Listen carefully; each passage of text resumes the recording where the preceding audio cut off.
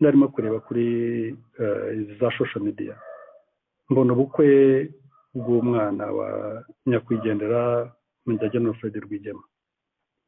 Ngiye kubona mbona Kagame arimo kuvuga, atangira kwataka umwana wa Fred. Ibintu bitabaho mu muco wa Kinyarwanda, ibintu ntari nigera mbona no ku rupfu, haba mu bukwe, haba ku rupfu, haba ku muntu wabyaye, ibintu ntarigera mbona. Icyantangaje nagiye kubona mbona abantu nzi twabanye barakoma amashyi. Abonye Amasoni Porotazi arakoma amashyi, mbona Manuka na Samu Nkusi arakoma amashyi, mbona n'abari abandi bose na Tito Bato Rutaremara barakoma amashyi.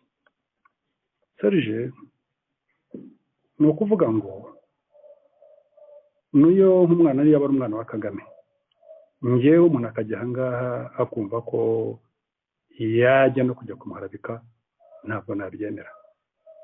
Kandi nawe arabizi, Kagame twarabanye, n'igihe ashobora kuba yanabwira nabi n'umwana we hari naramubwiraga nterende cyangwa n'umusirikare naramubwiraga ko ariko ibindi biyenda wibigira gutya.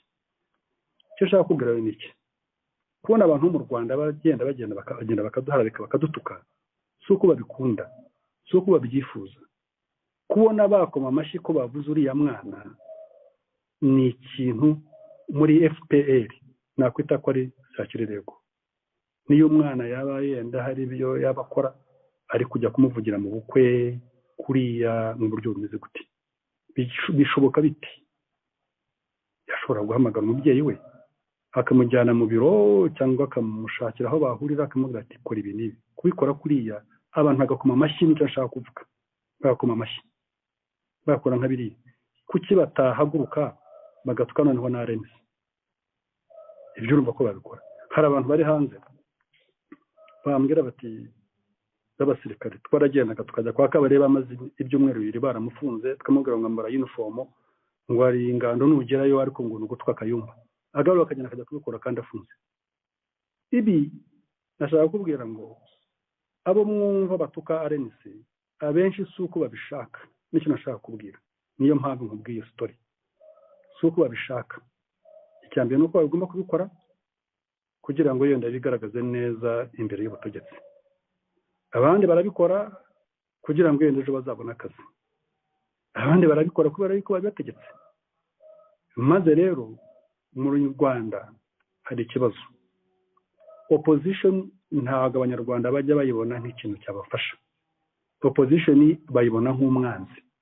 Ntabwo ari twebwe twenyine, n'abari yabaye Ingabire n'abandi bose bumva ko ari abanzi.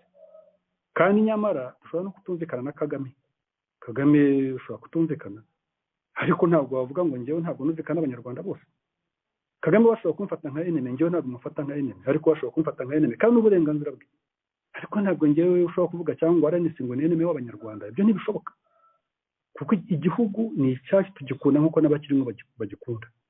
Ibi rero ndikubwiye nkwereka ko igihe muzajya mubona hari abavuga nabi RNC, cyane cyane bari mu Rwanda, abenshi si uko ariko babitekereza, babikora kubera ziriya mpamvu nakubwiye. Abandi bari hanze ngira ngo baba babuze ibyo bavuga. Serge, ubu ntabwo nahaguruka ngo njye kujya kuvuga ngo uba mu rugo rwawe mvuga iki, ntabwo mbizi, nta nubwo njye no kubishakisha. It's none of my responsibility.